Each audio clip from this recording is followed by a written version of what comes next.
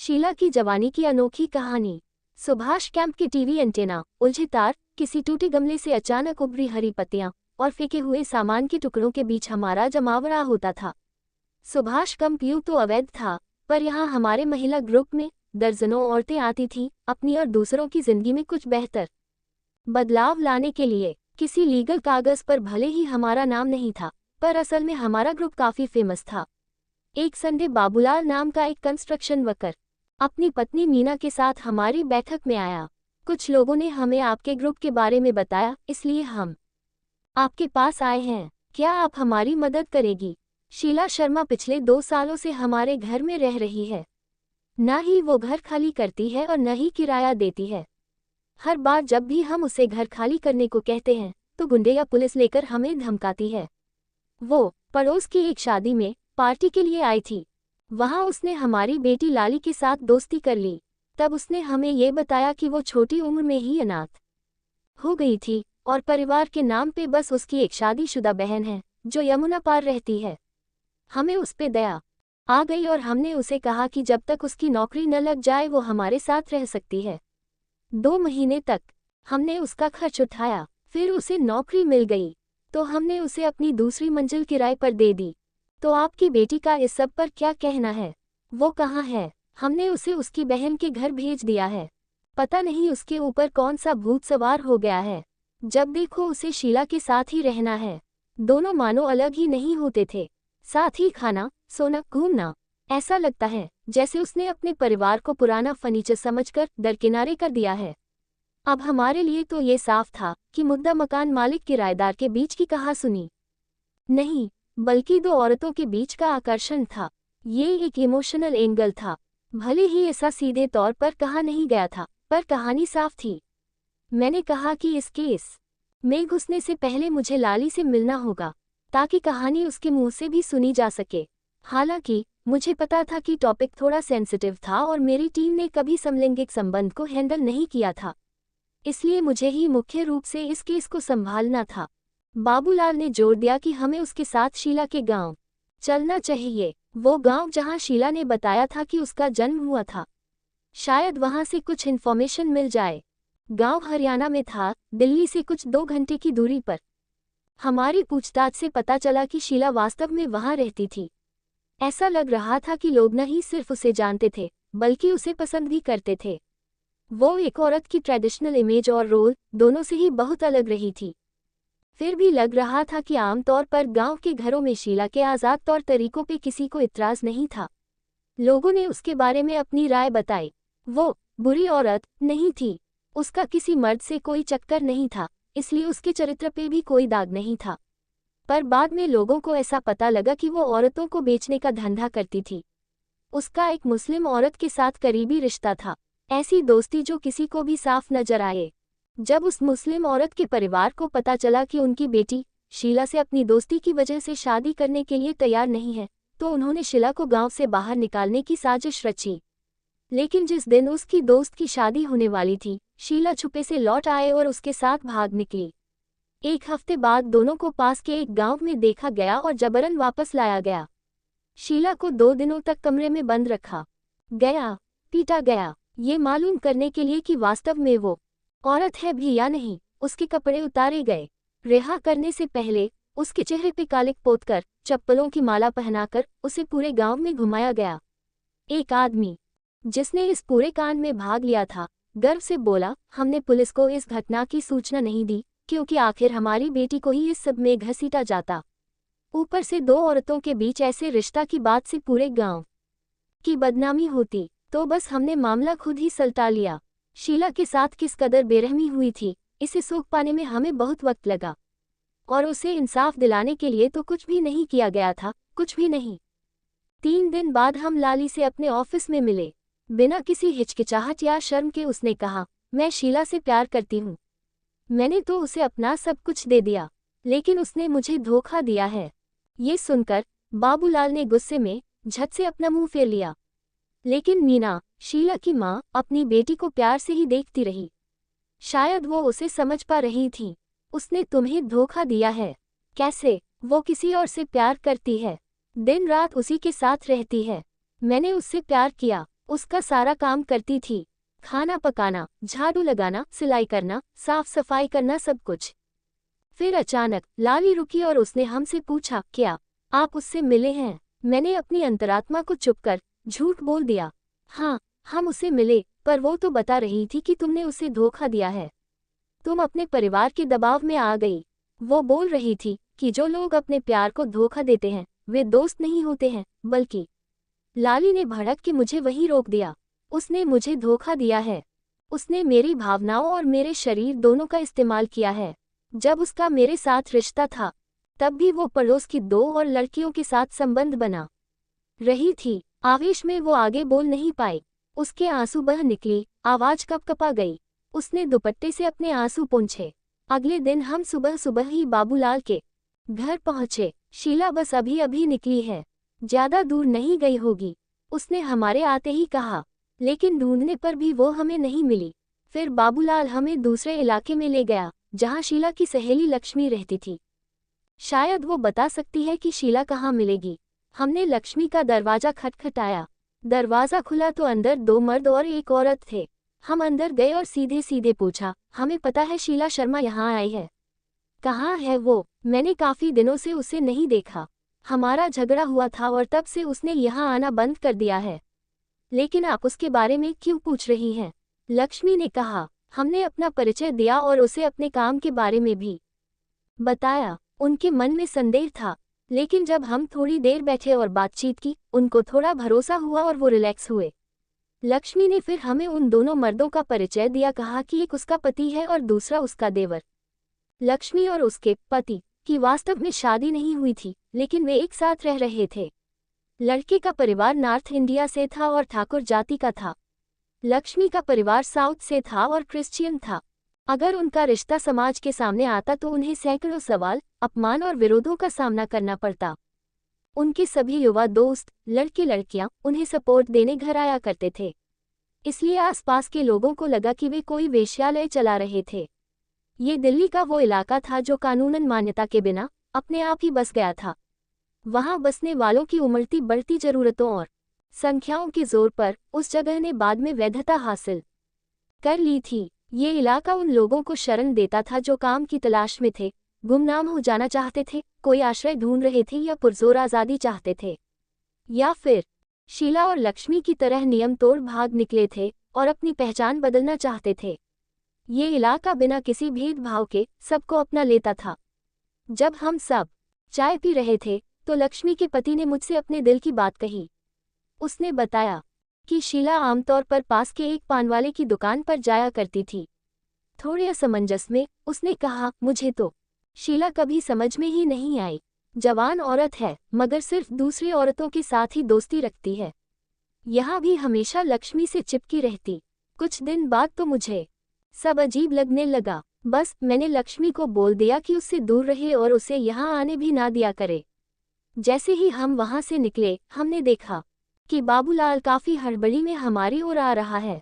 उद्धरण चिन्ह, जल्दी चलिए, शीला पान वाले की दुकान पर है, उसने अपनी फूलती सांस रोकते हुए कहा। हम दुकान के पास पहुंचे ही थे कि बाबूलाल ने हमें रोककर इशारा किया। वहां सफेद शर्ट और हरे रंग की पैंट पहनी एक युवा औरत खड़ी थी। उसके बाल बहुत छोटे थे। वो खाकी वर्दी पहने 2 पुलिस वाले के बीच अपने पांव थोड़े फैला के आराम से बैठी थी। वो इस मर्दों वाले पब्लिक माहौल में उन्हीं में से एक के साथ बिल्कुल आराम से अपनी चाय पी रही थी। हमने पीछे से आकर उसकी पीठ पे हाथ रख बड़े ही कैजुअल तरीके से कहा, तुम यहाँ हो और हम तुम्हें कहाँ कहाँ ढूंढ रहे थे। शीला चौंक गई। इससे पहले कि वो जवाब दे पाती, पानवाले ने हमसे पूछ डाला, आप लोग यहाँ फिर से? पिछली बार तो आपने हमारे इलाके के लड़कों को पुलिस से छुड़ाया था, इस बार क्या आन पड़ी? हम में से एक ने शीला को दुकान पर बैठे दूसरे लोगों से थोड़ा अलग किया और कहा, तुम जबरदस्ती किसी के घर पर कब्जा नहीं कर सकती। हमने ये भी सुना है कि तुम औरतों को बहलाती हो और उनका धंधा भी करती हो।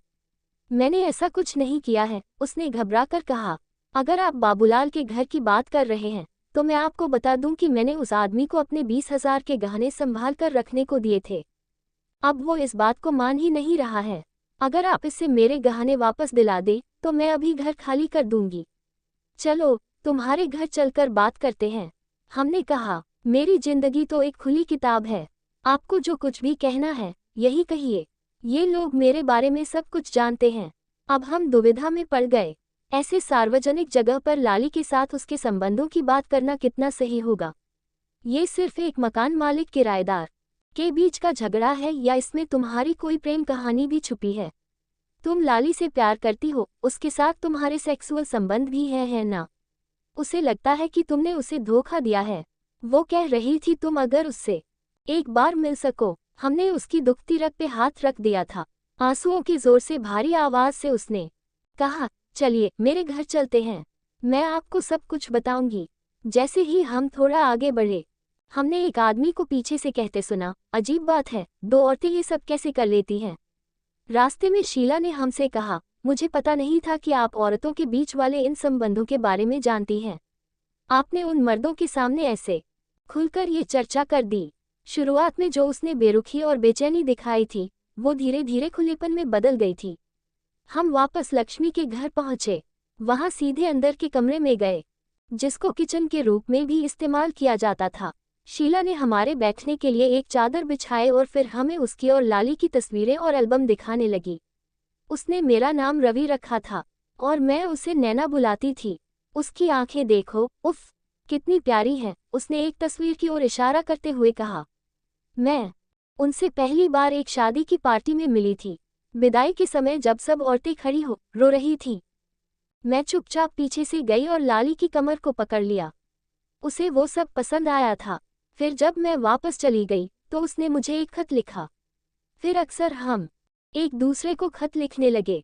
जब मैंने उनके साथ रहना शुरू किया तो बाबूलाल ने मुझसे एक दफ़ा कहा था, अपने तड़पते हुए मरीज की देखभाल करो। मैंने तो एक बार उसकी मांग में सिंदूर भी भर दिया था। उसकी माँ को हमारे रिश्ते के बारे में पता था। बाबूलाल तो मना कर रहा है कि तुमने उसे कुछ भी गिरवी रखने को दिया था, बल्कि वो तो ये कह रहा है कि तुम उसके घर में बिना किराया दिए रह रही हो। अगर तुम उससे कुछ वापस मांगोगी, वो शायद तुम्हें किसी से पिटवा दे। मुझे उसकी परवाह नहीं है। अगर आप कहती हैं तो मैं बिना एक भी पैसा लिए उसका घर खाली कर दूंगी। बस मुझे एक बार लाली से मिलवा दीजिए। कुछ दिन बाद हम दोबारा इस उम्मीद में बाबूलाल के घर गए कि दोनों प्यार करने वालों को मिला देंगे। हमारी एंट्री के साथ ही तेज भौंकने की आवाज आई। हमें आश्चर्य हुआ कि लाली घर में थी। उसने ही उस छोटे से बॉल जैसे पिल्ले को पीछे हटाया। हम एक शांत अंधेरे कमरे में बैठे जहां बीच में एक बड़ा सा टेलीविजन था। तीनों बेटियां और उनकी मां साथ बैठ कोई फिल्म देख रहे थे। वैसे तो हमें पहले पानी और बाद में चाय भी पिलाई गई, लेकिन ये साफ था कि वो ये मान रहे थे कि हम लोग शीला की तरफदारी कर रहे थे और उसी की वकालत करने वाले थे। लाली की मां जानना चाहती थी कि हम शीला के संपर्क में थे या नहीं। हमने सुना है शीला अब किसी दूसरी औरत के साथ रहती है। उन लोगों की भी एक जवान बेटी है। उन लोगों को पहले ही बता देना चाहिए कि शीला कैसी औरत है, उन्होंने कहा। कोई मानेगा ही नहीं कि वो बुरी औरत है। उसमें एक अजीब सी मधुरता है जो लोगों को उसकी ओर आकर्षित करती है। किसी भी औरत की आंखों में देख ले तो वो उसके प्यार में पड़ जाए। उसे खुद पे इतना भरोसा है, यहाँ तक कि हम तो लाली को शीला के साथ रहने देने के लिए भी तैयार हो गए थे, लेकिन शीला तो खुद बेवफा निकली। लाली बोल उठी, मैंने तो उसकी लिखी सारी चिट्ठियां भी फाड़ दी। वो उन्हें रवि नाम से भेजा करती थी। फिर भावना कहने लगी, हर कोई हमें नादान बोल रहा है कि हमने आंख बंद करके उस पर पूरी तरह से भरोसा कर लिया। लेकिन क्या लोगों को उस पर आरोप नहीं लगाना चाहिए जो जानबूझकर दूसरों को गुमराह करती है? एक बार जब मैं उसका कमरा साफ कर रही थी, मैंने देखा यहाँ वहाँ कोने में ना जाने कौन से कागज के टुकड़े थे। मुझे तो लगता है वो काला जादू करती थी। ये सुन मैंने लाली की तरफ देखा, लेकिन वो तो अपनी ही जिद में थी, इधर देख भी नहीं रही थी। हम लाली से अकेले में नहीं मिल पाए, इसलिए जान नहीं पाए कि वो इस फैसले से खुश भी थी या नहीं। कुछ महीने बाद पता चला कि उन दोनों बहनों की शादी हो गई थी, लेकिन इस बीच में शीला के साथ हमारी कई मुलाकातें हुई और उसे अब हम पर भरोसा होने लगा था। बचपन में मेरा नाम अनुराधा था। मेरी उम्र कुछ 10 या 12 साल रही होगी जब मैंने वो नाम बदलकर अपना नाम शीला रख लिया। मुझे इस नाम की धुन पसंद आए, एकदम साफ और सरल, नर मादा के बीच के फर्क को धुंधला देने वाला स्टाइल, भारी शरीर। शीला अपनी असली लंबाई 5 फीट से ज्यादा लंबी दिखती है। वो नीम के पेड़ की तरह है, समाज के लिए एक कड़वी सच्चाई। समाज उसे इधर उधर फेंकता रहता है, इसलिए क्योंकि वो अपने लिए एक अलग रास्ता बनाती है। सेक्स, जेंडर, क्लास और धर्म के बड़े सारे कॉमन नियमों को काट के, औरत के लिए तय की गई धारणाओं को चुनौती देके उसे कई बार बड़ी क्रूरता से उखाड़ दिया गया, पर बस थोड़ी सी सिंचाई भर से वो कठोर धूप और ठंड के बीच फिर से उठ खड़ी होती है। 5 बहनों और 2 भाइयों में मैं सबसे छोटी हूँ। मेरे पिता की मृत्यु 1989 में हुई और माँ की 1995 में।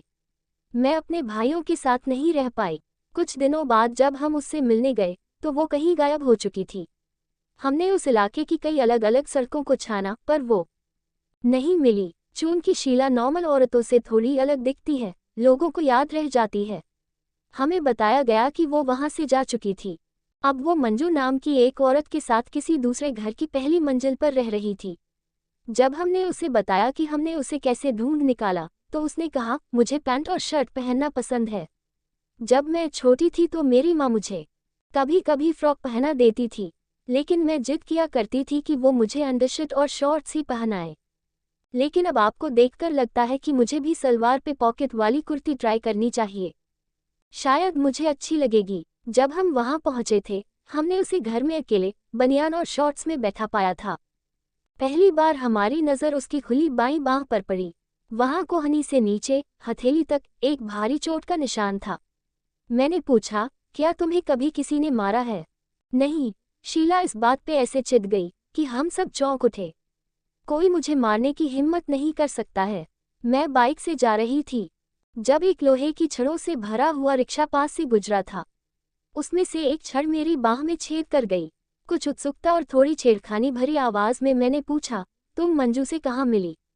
और कितनी महिलाओं के साथ ऐसे जुड़ी हो तुम? अरे मत पूछे, अब तो सही नंबर भी याद नहीं कि कितनी थी, लेकिन ये याद है कि मुझे पहली बार प्यार कब हुआ था। मैं 8वीं क्लास में थी, या शायद 9वीं में। उस समय तो मुझे इन रिश्तों के बारे में पता भी नहीं था, लेकिन मैं औरतों के प्रति आकर्षित थी। और ऐसी ही एक औरत जो मुझे पसंद थी, उसने औरतों के बीच के प्यार के बारे में मुझे सिखाया। हम एक दूसरे से जुड़े और फिर हमने क्लास जाना ही छोड़ दिया, बल्कि हम पेड़ों के नीचे बैठकर एक दूसरे से बात करते रहते थे। फिर हर कोई हमें नोटिस करने लगा और उसके माता पिता को ये सब पसंद नहीं आया। उन्होंने उसे स्कूल से ही निकाल लिया। मैं उसे बहुत मिस करती थी। फिर एक बार उसने जो चिट्ठी अपने माता पिता को लिखी थी, वो हाथ लगी तो पता चला कि वो हिल स्टेशन हल्द्वानी में थी। मैं जब वहां पहुंची तो काफ़ी ठंड पड़ रही थी और काफ़ी अंधेरा भी हो चुका था। इससे पहले मैंने कभी इतना लंबा सफ़र अकेले नहीं किया था, लेकिन मैं ऐसा दिखा रही थी जैसे उस जगह को मैं अच्छे से जानती थी। यहाँ तक कि रिक्शेवाला भी मेरे कॉन्फिडेंस पर आश्चर्य में था। आखिरकार मैं उससे मिली। उस ट्रिप के बाद काफ़ी समय तक हम संपर्क में रहे, यहाँ तक कि एक बार मैंने अस्पताल में उसकी आंखों का इलाज भी कराया। उसके बाद आई शशि। मैं 1 साल पहले स्कूल से पास हुई थी, पर उसे स्कूल से लेने जाया करती थी। मैं उसके भाई का स्कूटर ले जाती थी और हम घूम घाम कर घर लौटा करते थे। एक बार की बात है, मुझे लगा कि वो बैठ चुकी है और मैंने स्कूटर आगे बढ़ा दिया। कुछ देर बाद मुझे पता चला कि मैं तो खुद से बात कर रही थी। वापस आई तो वो गुस्से में लाल पीली थी। उसके घूंसे और उसके आंसू मैंने सब चुपचाप सह लिए, क्योंकि गलती तो मेरी ही थी। बाबूलाल के घर पे मैं बेड के बीच में सोती थी। एक तरफ भावना और दूसरी तरफ लाली। कुछ समय के लिए तो मैं दोनों के साथ रिश्ते में थी। बाद में भावना नाराज रहने लगी और उसने खुद को अलग कर लिया। वो गुस्सा थी, उसे जलन भी हो रही थी। लेकिन मंजू, वो एक अलग तरह की औरत है। मुझे लगता है ये पहली औरत है जो सच में मेरी परवाह करती है, यहाँ तक कि अपने ऊपर पैसे खर्च करने की बजाय मेरे लिए बचाती है। वो पैसे बचाने पर बहुत जोर देती है। कहती है, पहले मेरा अपना घर होना चाहिए, न कि स्कूटर। हाँ, मेरा सपना है कि मेरे पास खुद का स्कूटर हो, लेकिन मुझे पता है कि वो जो कह रही है, सही कह रही है। मंजू से मेरी पहचान तब हुई जब मैं लाली के साथ संबंध में थी, लेकिन उसके साथ मेरा रिश्ता काफ़ी बाद में शुरू हुआ। ऐसा हुआ कि घर में शादी थी और मेहमानों को ठहराने के लिए जगह कम पड़ रही थी। चूंकि उतने बेड नहीं थे, इसलिए मंजू और मैंने बेड शेयर किया। उस समय वो नहीं जानती थी कि औरतों के बीच भी ऐसे संबंध हो सकते हैं, पर लाली जानती थी। उसने इसके बारे में टेलीविज़न पर देखा था और किताबों में भी पढ़ा था। मैं जब मंजू की तरफ बढ़ी तो पहले तो वो मुकर गई, तो फिर मैं भी पलट गई। अगर सामने वाले की मर्जी ना हो तो मुझे कोई दिलचस्पी नहीं रहती है। लेकिन फिर वो मुझसे लिपट गई। हमने किस किया और अब हम साथ हैं। शीला उठी, छत के आखिरी हिस्से में गई, नीचे झुकी और फिर उसने पुकारा, मंजू। एक लंबी पतली लड़की ऊपर आई।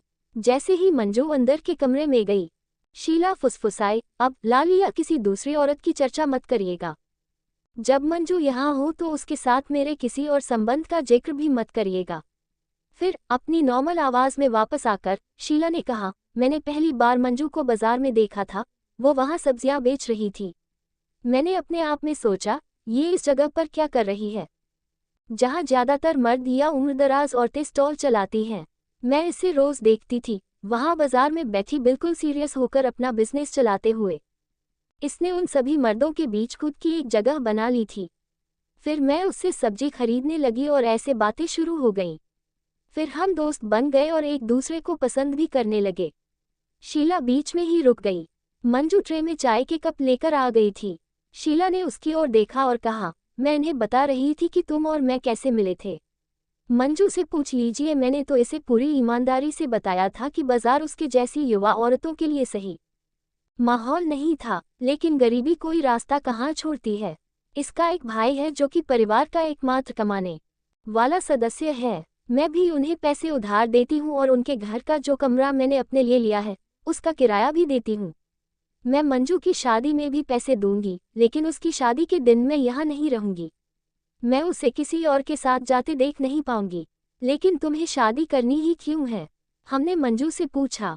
शीला बोली, ये मुझसे कहती है कि मुझे इसके होने वाले ससुराल के लोगों से दोस्ती करनी चाहिए। मंजू ने फिर कहा, यही करना सही रहेगा।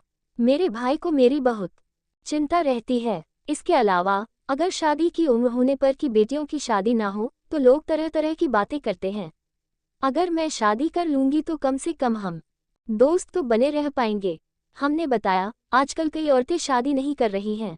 कई औरतें हैं जो एक दूसरे के साथ रहती हैं और कई ऐसे ग्रुप हैं जो उन औरतों की मदद करते हैं।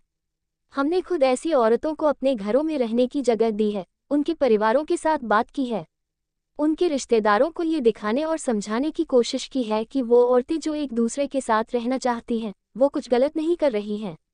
बात से बात निकलती गई और हमने कई विषयों पर चर्चा की।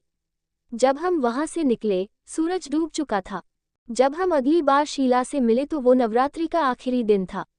हमें पता था कि शीला ने भी उपवास रखा होगा। दीवार से लगकर देवी काली की एक बड़ी फ्रेम वाली तस्वीर टिकी हुई थी। शीला जमीन पर लेटी हुई थी। हमारी आवाज़ सुन उसने अपना तिलक से सजा हुआ माथा उठाया। उसके पीले पड़े थके चेहरे पर खुशी की एक मुस्कान दौड़ गई। वो हैंडसम लग रही थी। माथे का लाल तिलक कलाई के चारों ओर लिपटा हुआ, मौली का धागा जो शर्ट की ब्लू बांह से बिल्कुल कंट्रास्ट में था, और उस पर एक अति संवेदनशील भाव जो आमतौर पर वो छुपा लेती थी। मंजू आंखों में आंसू लिए गैस के पास खड़ी थी। एक सन्नाटा सा फैला था। जाहिर था हम गलत समय पर आ गए थे। खैर, हमने पूछा, क्या हुआ? शीला बोली, हमने आज पूजा रखी थी और मैंने मंजू को जो पैसे रखने दिए थे उसमें 100 रुपये कम थे। अगर तुम्हें बताना है तो पूरा सच बताना होगा। मंजू बोल पड़ी। शीला ने आगे कहा, पूजा के वक्त कई औरतें आई थीं। नाच गाना चल रहा था। मैंने मंजू को डांस करने के लिए कहा तो उसने माना किया। ऐसा नहीं है कि वो बिल्कुल ही डांस नहीं करती है। जब वो मेरे साथ होती है तो थोड़ा बहुत करती है। जब मैंने खास रूप से उसे सबके सामने डांस करने को कहा तो उसे मेरी खातिर करना चाहिए था ना, लेकिन नहीं। और फिर जब मैंने उससे पूछा कि 100 रुपये कहाँ हैं, तो उसने उल्टा जवाब देते हुए बोली, मैं क्या चोर हूँ? तो मैंने भी कह दिया, हाँ तुम चोर हो, चोर ही हो। इसलिए अब वो रो रही है। मैं दूसरी लड़कियों की तरह नहीं हूँ। मुझे डांस नहीं आता, मैं क्यों करूँ? मंजू बोली। शीला बोली, बस यही दिक्कत है, इसे जलन हो रही है। कोई भी मुझे देखने आता है, इसे बिल्कुल पसंद नहीं आता। मैं आज़ादी से रहना चाहती हूँ। अगर किसी को मेरे साथ रहना है तो उसे पता होना चाहिए कि मैं ऐसी ही हूँ। मंजू की आंखों से आंसू लगातार ही बह रहे थे। अंत में शीला ने हमसे कुछ मजाक वाले टोन में कहा, आप यहाँ औरतों की नियमित मीटिंग क्यों नहीं शुरू करती हैं? जैसे कि महीने में 2 बार या जो भी सूट करे। हम सभी मिलकर इस तरह की चीज़ों के बारे में बात कर सकते हैं। आप समझ रही हो ना मैं क्या कहना चाहती हूँ? हम सब यहाँ आ सकते हैं। फिर चमकती आंखों से हमें देखकर उसने कहा, बस ध्यान रखना कि वहाँ बिस्तर की व्यवस्था हो।